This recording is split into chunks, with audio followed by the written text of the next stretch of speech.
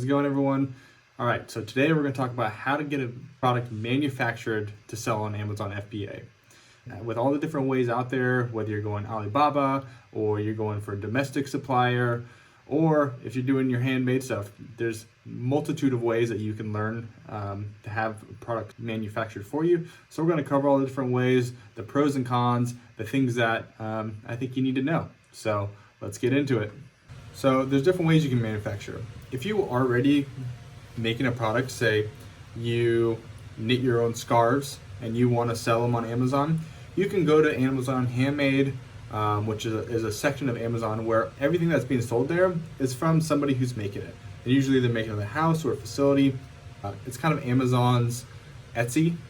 And it's an option if you're already making a product and you want to sell it. So that is a great way to expand your customer base.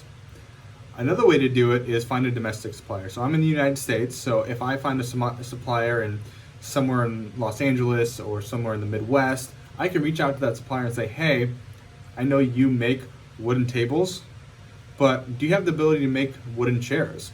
And you can go to them and say, hey, I want to design this chair. You can work with them and create a design, and they can supply it for you. The benefit of this is, if you're doing a domestic supplier, is shipping costs. It's going to be way lower. You obviously don't have much of a language barrier, most likely, and it's close. The next way is do something offshore. So you can go to sites like Alibaba and get manufacturers in China, Taiwan, really oversee and offshore manufacturers. And from there, usually the prices are much cheaper. The facilities have the ability to pump out a lot more, for the most part, on a monthly, yearly basis. The cons to that is obviously you got a language barrier. Shipping costs is a huge one, right? So different ways you can ship by air, or you can ship by sea. And honestly, shipping by air is pretty fast, but it's very costly, and it's not something I would recommend unless you're trying to get something into Amazon and out to the market really quickly.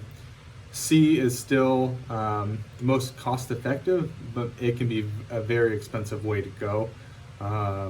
So you got to make sure that if you're looking for a product, that your product margins are where you want them to be, right? So you got to make sure that, hey, this manufacturer is going to sell it to me for $1.50, but when I break it down by shipping costs, that's actually going to cost me $5 to get it to the United States and get it to Amazon. Then you have to look at how much you're going to be selling for and make sure you're making a profit margin on top of Amazon's fees that they charge to package and ship for you, which is the beauty of Amazon.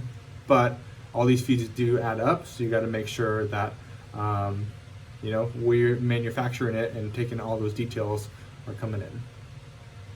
All right. Well, I hope you liked this video. If you have any questions or comments, leave a comment down below. Hit the subscribe and bell for notifications, and I'll see you in the next video.